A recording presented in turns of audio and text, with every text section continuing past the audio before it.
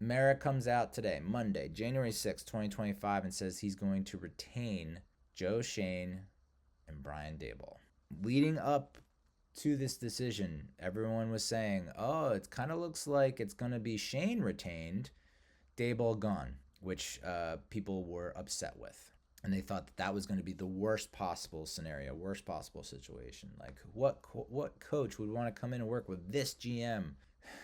People saying that that's the worst scenario. And then the next worst scenario would be we keep them both. And I'm here to tell you, keeping them both, actually worse. Franchise record in losses in a season. 10-game losing streak.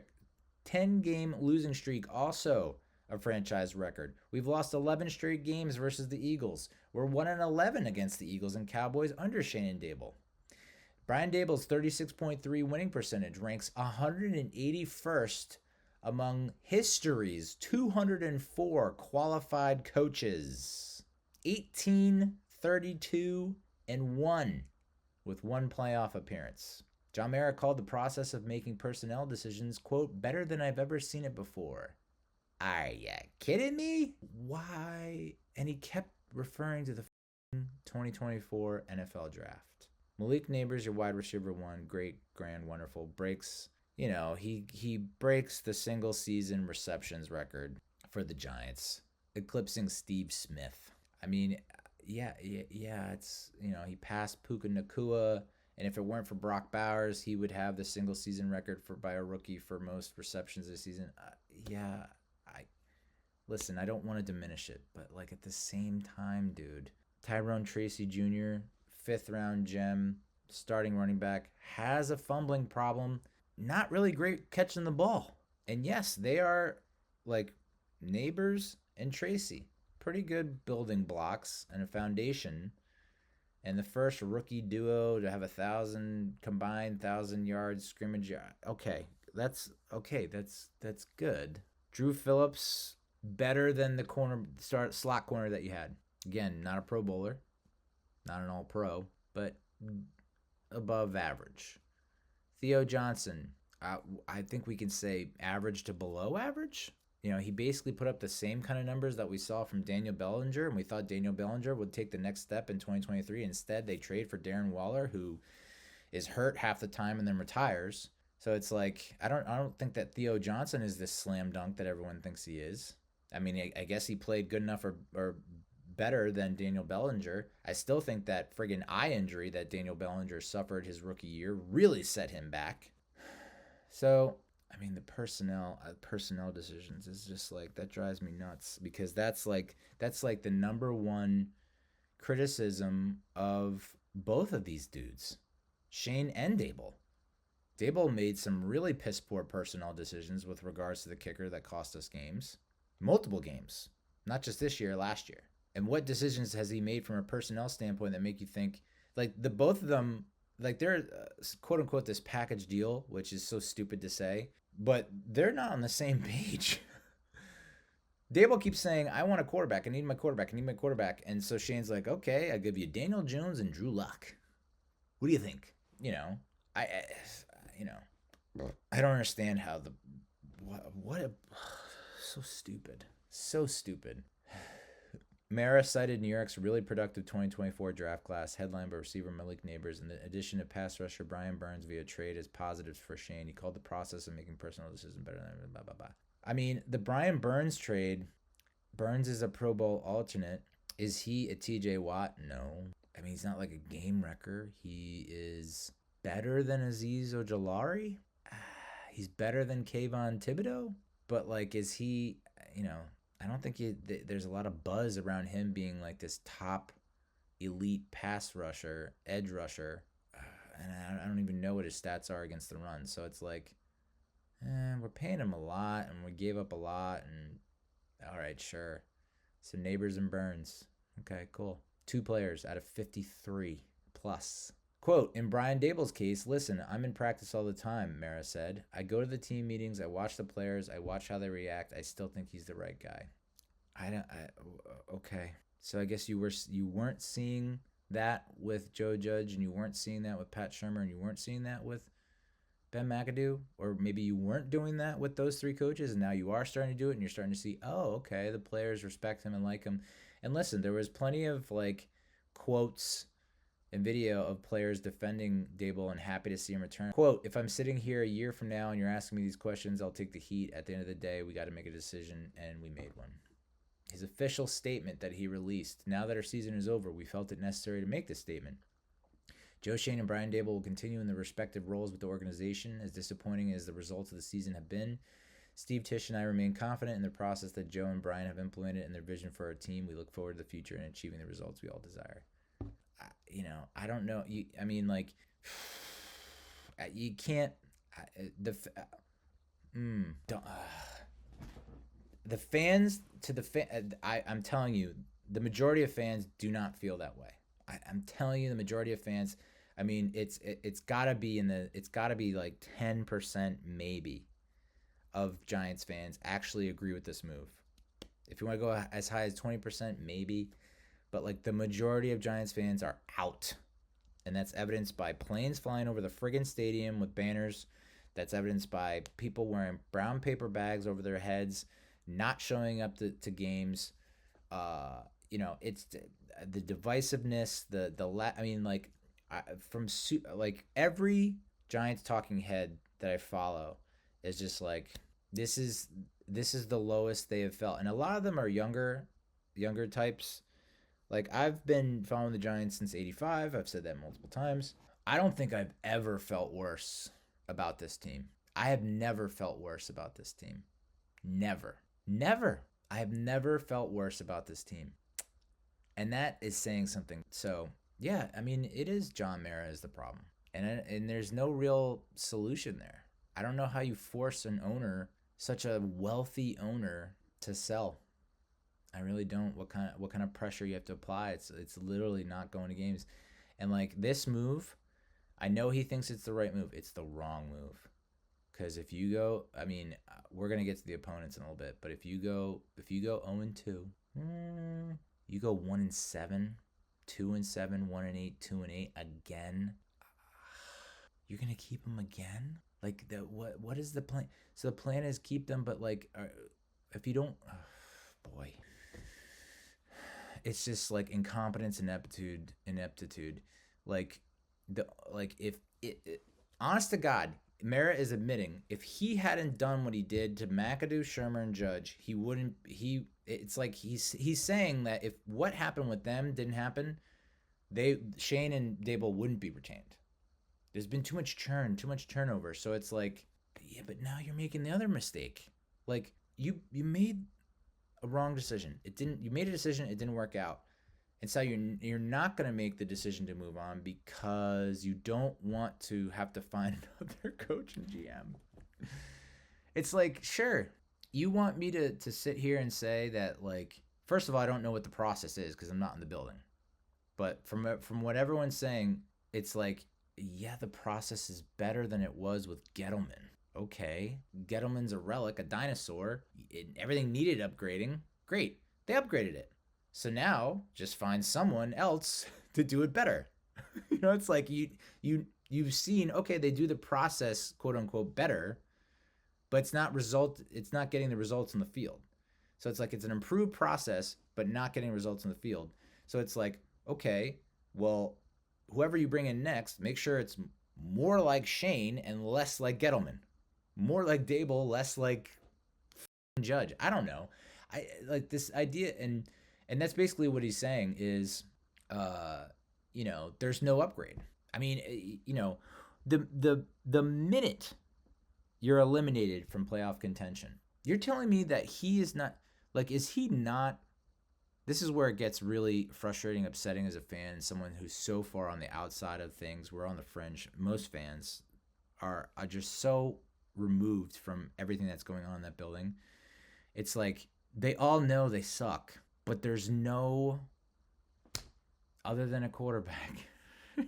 It's just like, we know we suck, okay, but we believe in the plan. Okay, but what's the plan again? What the hell is the plan? The plan is to get a quarterback. Okay, and then you get the quarterback and you still suck. What's your plan then? Like, is the plan just to get a quarterback?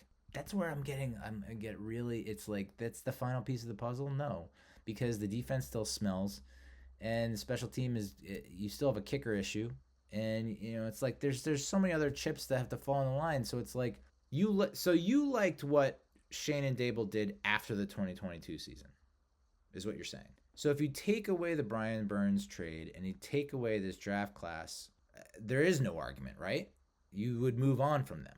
But because they traded for a pass rusher and edge rush that's like better than what we had, which wasn't great, and because you got a couple players that, I mean, and like legitimately, that's what the draft should be. Like if if if Shane had done in 2022 and 2023 what he did in 2024, we're not in this position. We're not having this conversation. So this is what I'm getting at. You trust the process. We go through free agency and the draft. You're banking on Shane coming up big, having another solid draft, and I mean, I guess another solid free agency. The free agency that he had last year was like, okay.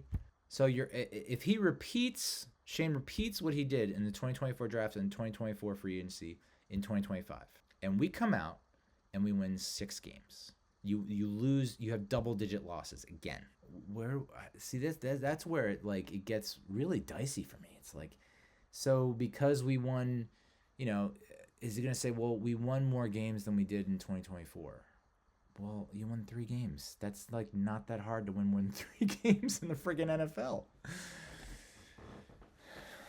That's where I'm just, you lost me.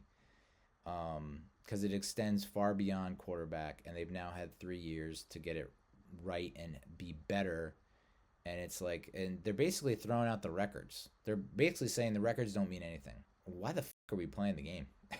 If records don't matter, if winning doesn't matter, why are we playing the game? Oh, because they have a good process. Oh, okay. Well, hang that banner. Cannot wait to hang that banner at the home opener in 2025. Best process in franchise history. GFY, dude. There's no upgrade. You positive? That means you're not doing your homework, your due diligence.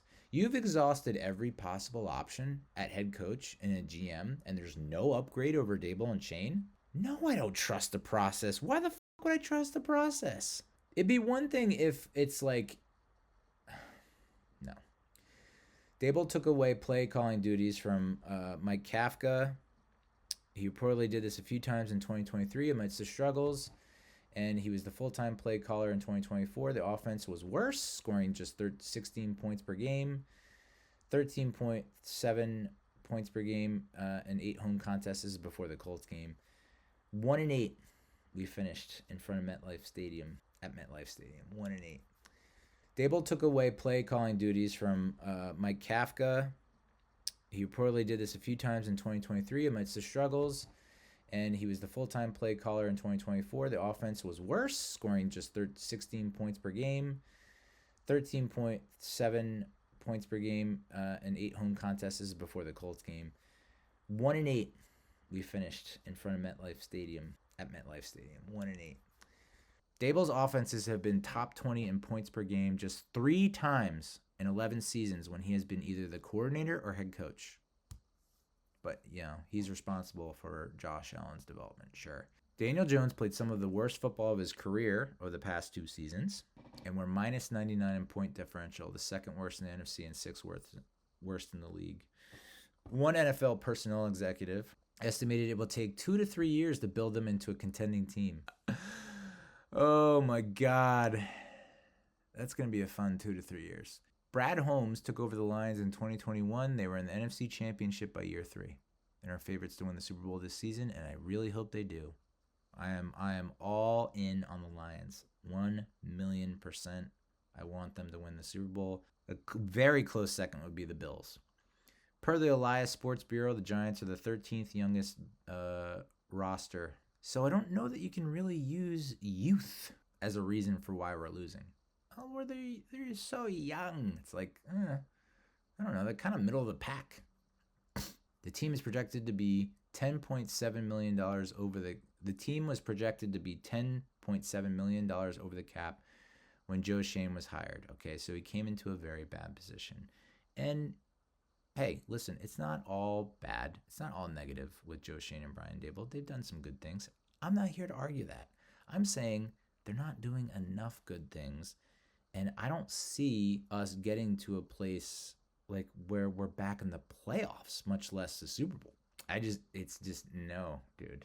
So Joe Schoen set out to shed $40 million from the cap to get the books in order, and that compromised his ability to build a roster. Isn't it weird that he was stuck in cap hell, had to shed dead weight, had to release guys like James Bradbury, Logan Ryan, Blake Martinez. He didn't really have to release like Logan Ryan, but they felt like they wanted to move on and have a clean slate. How ironic. So it's like, personnel-wise, he was handed a really junk situation, and I think he did fine with it. But like, what has he done since then? Julian Love gave the Giants an opportunity to match the 2-year, $12 million offer he got from the Seahawks, and Shane said no thanks. I think that's kind of a mistake. You think about what could have been with Love and McKinney in that backfield. That's a pretty formidable duo. Trades for Isaiah Simmons. Simmons was supposed to be this dynamic X-Factor type player, according to Carl Banks and a bunch of other people, and hasn't done anything real. I mean, blocked field goal that wins us the game against the Seahawks, and the interception against the Commanders that seals the game in 2023. I mean, those are really the two plays that I can remember from Isaiah Simmons' stint. It's not a very long list.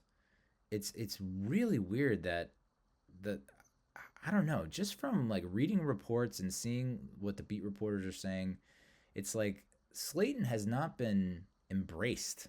It feels like it's been contentious. Like, they wanted to cut him. They asked him to take a pay cut. Then they give him an extension. Then there's like a holdout, but then Slayton's like, they're doing the right thing, or it's the right move to keep them. And I'm just thinking, what is going on? This is such a weird relationship. And like, most people are like, yeah, there's no way he's coming back. And you can see from his play on the field, it's just not the same. Like, it doesn't feel like he's hitting that fifth gear. Minus the game against the Colts, it's like they're not really throwing to him. They're not targeting him. I don't think they're designing plays to him. So yeah, I don't know. Again, that's not a Shane guy. A'Shawn Robinson let him walk, which is wild considering, how A'Shawn played down the stretch when Leonard was gone after he was traded. And then to not even replace A'Shawn, it's just Elijah Chapman and Jordan Riley. That's what your plan was? And then you had to go out and pick Armon Watts off the pile. Ben Bredesen, which I know that's not like a major name, but like depth piece. I'm an impatient person, and I need to be more patient. But the patience, like, I don't understand how Mara has any more patience for this. I don't understand it, and it's only because he feels like he's been impatient with previous regimes, and it's like, I think he was justified in letting Judge go. You think we should have kept Joe Judge? I think he was justified in letting Shermer go. I think he was justified in letting McAdoo go. Like, is Shermer a head coach anywhere? No. Is McAdoo a head coach anywhere? No. Is Joe Judge a head coach anywhere? No. He made the wrong pick. He did not make the wrong decision to move on. So basically, I think it's more a case of, okay, I don't think I can pick better people than the two people that I have. The problem is they're not winning games. So it's like, we won more games with Pat Shermer and Joe Judge, but yet this process is better. How and why is the process better? And they can't expound on it. You like the vision, you like the process. Well, we're going to find out, because you really do. I mean, like, I feel like you really do have to blow it up if you have another horrible double-digit losing season in 2025. You're going to give them another year after that, and then it's another double-digit loss? I mean, like, you want to talk about losing fans?